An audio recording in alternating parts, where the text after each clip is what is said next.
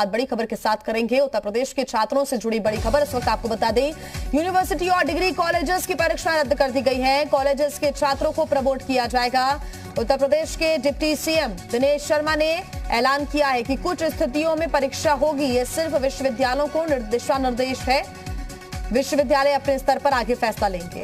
राज्यपाल और मुख्यमंत्री से मंथन के बाद यह फैसला लिया गया है। 3 कुलपतियों की कमेटी की रिपोर्ट के बाद मंथन हुआ और उसके बाद ये अहम फैसला लिया गया है। उत्तर प्रदेश के छात्रों से जुड़ा हुआ यह अहम फैसला है। यूनिवर्सिटी और डिग्री कॉलेजेस की परीक्षाओं को रद्द कर दिया गया है, लेकिन डिप्टी सीएम दिनेश शर्मा ने यह भी कहा है कि कुछ स्थितियों में परीक्षा होगी, लेकिन कुछ स्थितियों में परीक्षा नहीं होगी और छात्रों को प्रमोट कर दिया जाएगा। बड़ी खबर इस वक्त आपको बता रहे हैं। साथ ही डिप्टी सीएम ने यह भी कहा है कि यह सिर्फ विश्वविद्यालयों को दिशा निर्देश है और विश्वविद्यालय अपने स्तर पर आके फैसला ले सकेंगे। राज्यपाल और मुख्यमंत्रियों से मंथन के बाद यह फैसला लिया गया है। साथ ही 3 कुलपतियों की कमेटी की रिपोर्ट के बाद मंथन हुआ और फैसला लिया। राज्यपाल और मुख्यमंत्री से भी इस बारे में चर्चा हुई, मंथन हुआ।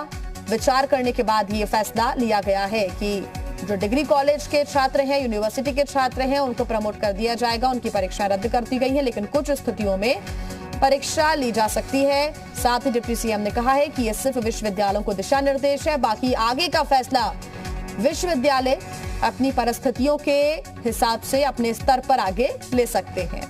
राज्यपाल मुख्यमंत्री से चर्चा हुई और उसके बाद यह फैसला लिया गया। ये भी आपको बता दें कि कोरोना काल में कोई भी रिस्क, कोई भी लापरवाही सरकार नहीं चाहती है।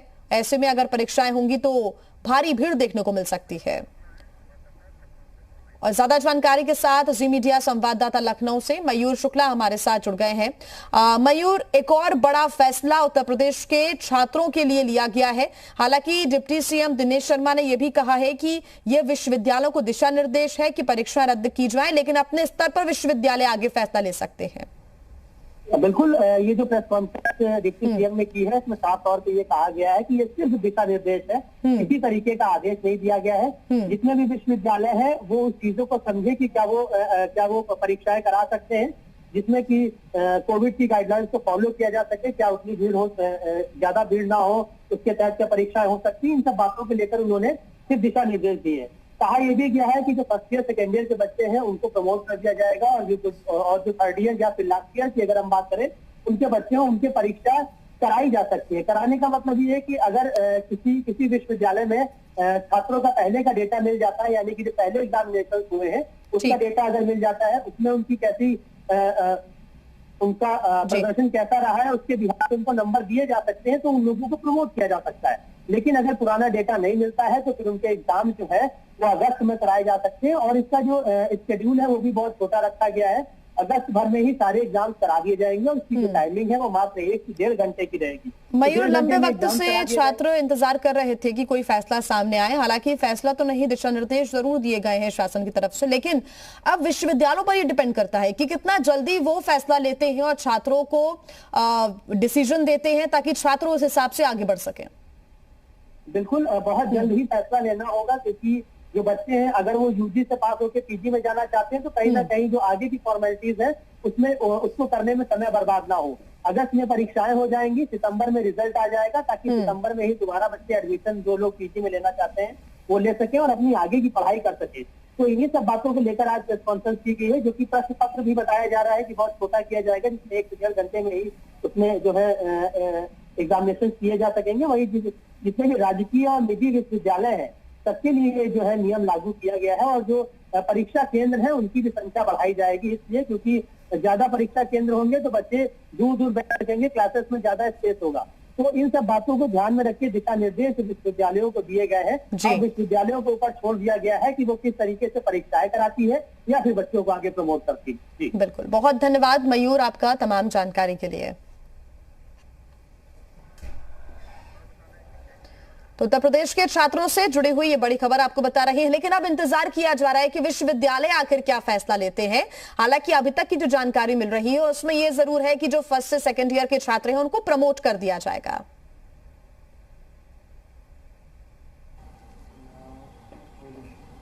उच्च शिक्षा को लेकर के आज प्रदेश में बहुत बड़ा फैसला लिया गया है। इसी पर बातचीत करने के लिए हमारे साथ उत्तर प्रदेश के deputy CM doctor Dinesh Sharma ji हैं। आइए उनसे जानते हैं कि मुख्य बातें सर क्या है। सर क्या बड़ा फैसला लिया गया है और इसका मुख्य बातें क्या? देखिए, हमारे विश्वविद्यालय और महाविद्यालयों में पूरे प्रदेश में लगभग 41,000 के आसपास 41 लाख के आसपास विद्यार्थी हैं। उच्च शिक्षण संस्थाओं में स्नातक और स्नातकोत्तर उसमें सरकार ने निश्चय किया है, व्यापक विचार विमर्श के बाद श्री राज्यपाल महोदय और मुख्यमंत्री जी से परामर्श के बाद, जो हम लोग की एक कमेटी थी इसके मूल्यांकन के संबंध में, उसकी रिपोर्ट का परीक्षण करते हुए ये निर्णय हुआ है कि जो कुछ जगहों पर सेमेस्टर सिस्टम है, कुछ जगहों पर वार्षिक परीक्षा के आधार पर हमारी परीक्षाएं होती हैं। प्रथम वर्ष सभी जगह पर जो स्नातक है या स्नातकोत्तर है उनको हम लोग प्रमोट कर रहे हैं। जहां पर पिछले वर्ष यानी 2020 में स्नातक की प्रथम वर्ष की या प्रथम सेमेस्टर की परीक्षा हो चुकी थी, तो वहां पर उसके अंक के आधार पर द्वितीय वर्ष को भी हम प्रमोट कर देंगे। या वार्षिक परीक्षा में कुछ पेपर हमारे हो चुके थे द्वितीय वर्ष के या तृतीय वर्ष के या प्रथम वर्ष के, बाकी के नहीं हुए थे, तो जितने पेपर हुए थे तो उनके आधार पर हम औसत अंक देके उनका प्रमोशन कर देंगे। लेकिन जहां पर परीक्षाएं नहीं हुई थी, ना प्रथम वर्ष की ना ही बीच में मध्य सत्र में कोई परीक्षाएं हो पाई थी, उनमें हमने रखा है कि 1 से 1.5 घंटे के अंदर परीक्षा का निर्धारण हो समय सीमा में, और चाहे वो बहुविकल्पी हो, चाहे OMR सीट के आधार पे हो या जो सामान्य प्रश्न पत्रों में प्रश्न पूछे जाते हैं उसका आधार हो। ये जो समय है उसकी अवधि 1 से 1.5 घंटा से ज़्यादा नहीं हो सकती। ये एक दिशा निर्देश जारी किए हैं। वाइवा जो होगा वो ऑनलाइन होगा और उसको हम ऑफलाइन नहीं करेंगे। साथ में जो प्रैक्टिकल हैं वो हम लोग नहीं लेंगे। विश्वविद्यालय प्रैक्टिकल जो लिखित परीक्षा के आधार पर अंक होंगे उसमें लिए जाएंगे। जो हमारा स्नातक स्तर पे और जो स्नातकोत्तर स्तर पे जो परीक्षाएं हैं वो संपादित होंगी। सर इसके परिणाम कब तक आने की उम्मीद रहेगी और कैसे क्या रहेगा? ये अगस्त के मध्य तक परीक्षाओं को जो जिला स्तर की स्थितियां हैं जिला प्रशासन से परामर्श करते हुए विश्वविद्यालय के कुलपति गण को इसके लिए अधिकृत किया गया है कि वो अपनी सुविधा के अनुसार किस प्रकार से प्रावधि को, प्रक्रिया को बनाएंगे, जो दिशा निर्देश है उनका पालन करते हुए, और अगस्त के द्वितीय सप्ताह तक जो परीक्षा के कार्यक्रम हैं स्थितियों को सामान्य रहते हुए कोविड-19 का पालन करते हुए इसको संपादित करेंगे। सर एक सवाल विषय से थोड़ा सा हटके है, वैक्सीन को लेकर के लगातार राजनीति हर स्तर पर हो रही है। तो उत्तर प्रदेश के डिप्टी सीएम दिनेश शर्मा से जी मीडिया ने खास बातचीत की। उन्होंने जानकारी दी है और साथ ही उन्होंने कहा है कि ये केवल एक तरीके से दिशा निर्देश यूनिवर्सिटीज को दे दिया गया है। अपने स्तर पर अब आगे जो विश्वविद्यालय हैं वो फैसला ले सकेंगे। हालांकि विश्वविद्यालयों पर अब ये डिपेंड करता है कि कितना जल्दी वो अपना फैसला सुनाते हैं, क्योंकि छात्र लगातार इंतजार करें। हालांकि ये भी बताया जा रहा है कि सितंबर तक छात्रों का रिजल्ट आ जाएगा, ताकि छात्र सितंबर के बाद दूसरे कॉलेज में या फिर उसी कॉलेज में एडमिशन आगे की पढ़ाई के लिए ले सकते हैं। अभी तक की जो जानकारी मिल रही है